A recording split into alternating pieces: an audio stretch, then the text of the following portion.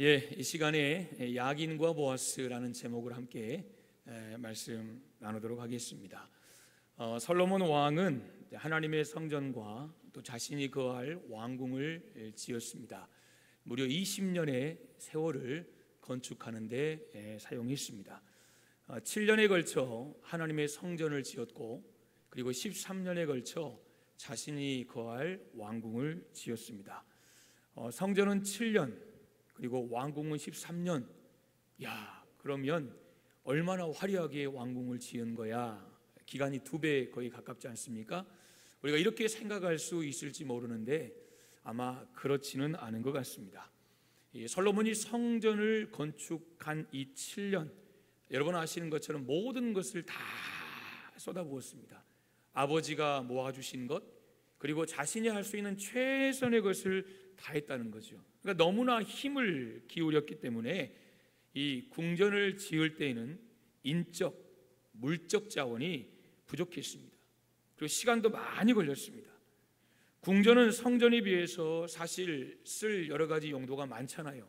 성전은 하나님 앞에 예배하고 또 레위인이나 제사장들이 거할 이 정도지만 왕궁은 또 다릅니다. 이런 여러 가지 이유 때문에 공사가 어려웠고 13년이라는 긴 시간이 걸린 것으로 보아야 할 것입니다. 이렇게 성전 건축이 거의 마무리되자 이제 오늘 본문에 보시면 솔로몬이 두로 지방에서 히람이라는 사람을 불러옵니다. 오늘 이 히람이라는 사람은 보통 사람이 아닙니다. 그러니까 하나님이 주신 능력, 은사, 달란트 이런 것들을 가지고 있는 참 특별한 사람입니다.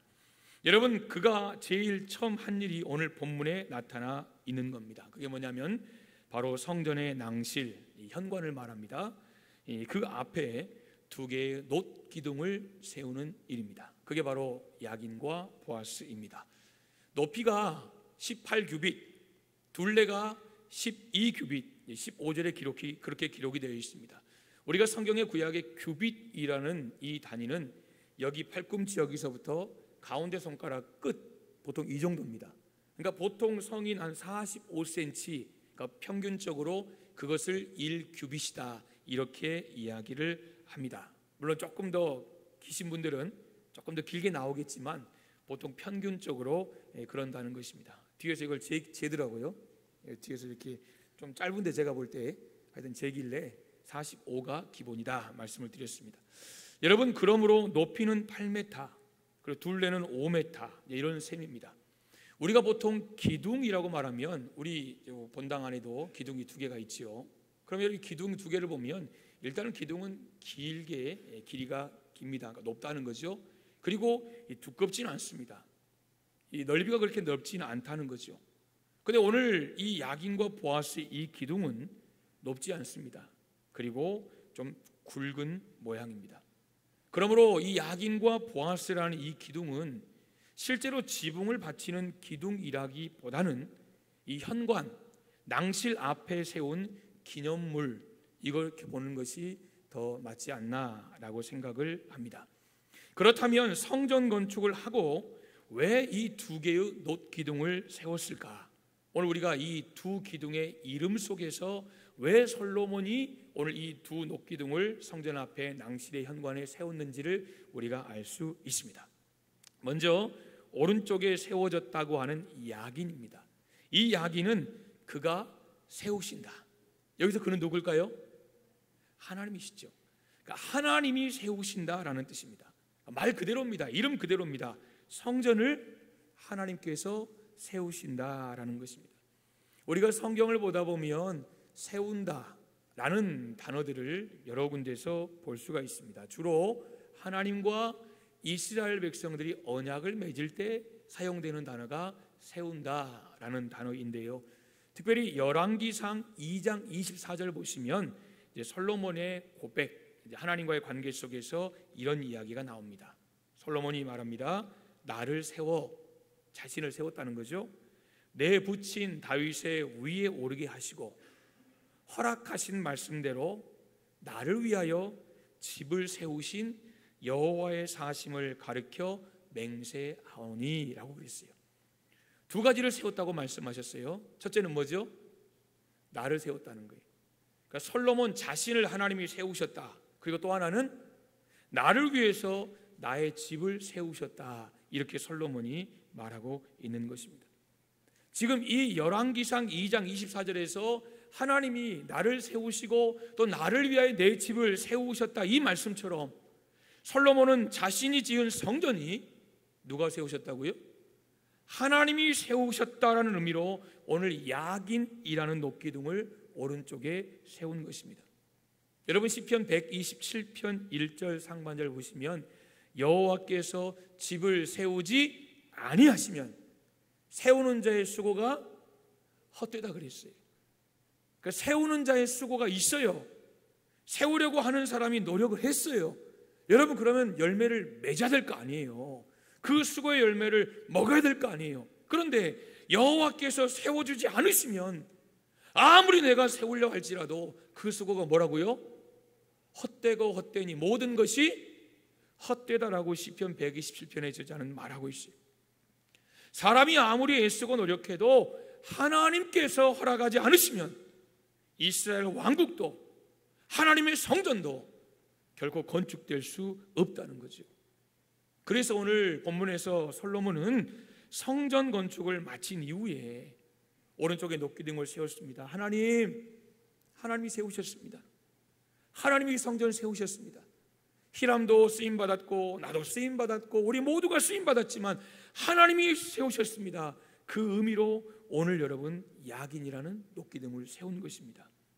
야긴은 하나님의 은혜를 찬양하는 그들의 마음, 하나님이 하셨습니다. 하나님이 세우셨습니다. 하나님 감사합니다. 그 마음이 오늘 야긴이라는 기둥에 담겨져 있다는 거죠. 여러분 그런데 안타깝게도 많은 사람들이 하나님의 은혜로 세워졌다, 오늘 야긴의 마음을 갖지 않아요. 내 삶이 여기까지 온 것이 하나님의 은혜라고 말하지 않아요. 우리 가정이 여기까지 평안하게 온 것이 하나님의 은혜라고 말하지 않아요. 내 힘이었고 나의 노력이었고 나의 수고였고 나의 땀이었다고 그 결과라고 생각하며 살아가는 이들이 참 많습니다. 대표적으로 성경을 보면 우리가 잘 아는 노아의 후손들, 여러분 싹 하나님이 진멸하시고 노아의 후손을 통해서 다시 시작하셨잖아요. 근데 노아의 후손들 중에 일부가 이제 신할 평지에 정착을 하지요. 근데 그들이 뭘 하냐면 탑을 쌓기 시작합니다. 여러분 그런데 그들에게는 좋은 건축 기술이 있었어요. 그 당시에 사람들이 돌로 집을 짓고 성을 짓는 그런 시대에 그들이 뭐 했죠? 벽돌을 구웠어요. 여러분 돌 갖다가 그냥 막 싹 싸가지고 집을 짓는 그 시대 직접 벽돌을 만들 줄 알았다는 것은 이거 엄청난 건축 기술입니다. 진흙 대신 역청을 쓸 줄 알았어요. 이게 그들이 하나님이 그들에게 주신 은혜였고 능력이었죠. 그들은 그 기술로 하나님의 영광을 위해 탑을 쌓지 않았어요. 하나님 우리가 이 기념탑을 쌓습니다. 이게 하나님께 영광입니다가 아니라 우리가 우리 이름을 내자 그랬잖아요. 기억하십니까? 우리가 우리 이름을 내자, 바벨이라는 이름을 짓고 결국 그들 여러분 그 바벨탑 아닙니까? 바벨의 탑을 세운 거예요. 사랑하는 여러분, 그 탑이 온전히 세워졌나요? 아니요. 하나님께서 확 심판하시니까 이게 말이 틀리니까 말이 안 되는 거예요. 여러분 그렇잖아요.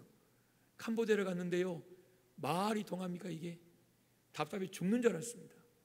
하나님의 은혜로 선교를 은혜롭게 했지만 느끼는 것은 언어가 참 중요하구나. 정말 언어가 중요하구나. 갈 때마다 느낍니다. 갈 때마다. 여러분 말이 틀리니까요, 이 사람들이 그냥 흩어지더라는 거예요. 벽돌을 갖고 와라고 지푸라기 갖고 오고, 야 10장 그러면 막 한 장 갖다 주고. 여러분 이런 상황이 지금 벌어지더라는 거예요. 하나님이 세우지 않으시면 모든 것이 헛되다라는 것입니다. 여러분 하나님이 세우십니다. 하나님이 세우세요. 오늘 보세요. 히람이라는 사람을 솔로몬이 세운 게 아니에요. 하나님이 세우셨어요. 하나님이 부르셔서, 여러분 이스라엘 본토인이 아니거든요. 어머니 쪽은 그럴지 몰라도 아버지가 이방인이면 이 사람이 이방인인 거예요. 근데 하나님이 부르셨어요. 하나님이 세우셨어요. 여러분 우리도 마찬가지 아닐까요? 우리 자신도, 우리 가정도, 우리 교회도, 우리나라도 하나님이 세우시는 줄 믿습니다. 그러므로 하나님이 세우셨다는 고백, 그 세우신 하나님을 향한 찬양, 그리고 그 하나님의 은혜에 감사하는 것이, 그것이 저와 여러분이 오늘 본문의 야긴이라는 기둥을 대하면서 하나님 안에서 가져야 할 귀한 마음인 줄 믿습니다. 이게 야긴이에요. 하나님이 세우셨다는 거예요.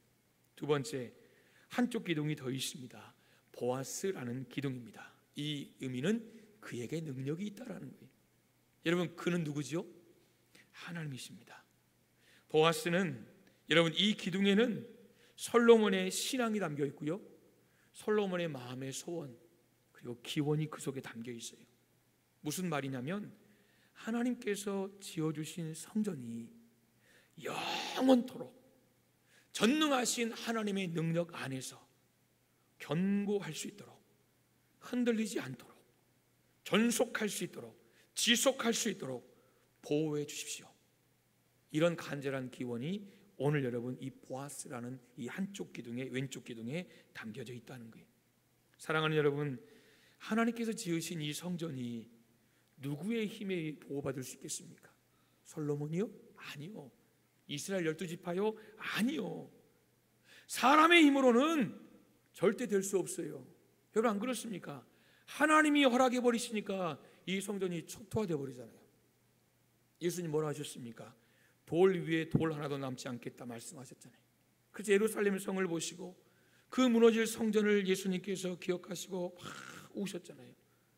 돌 위에 돌 하나 남지 않는 것은, 여러분 옛날에 성을 돌로 이렇게 쌓잖아요. 그런데 여러분 얼마나 초토화시켰길래 돌 위에 돌 하나도 남지 않는다, 이렇게까지.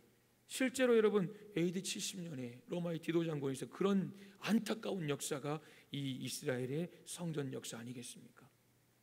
하나님이 보호하셔야만 되는 거예요.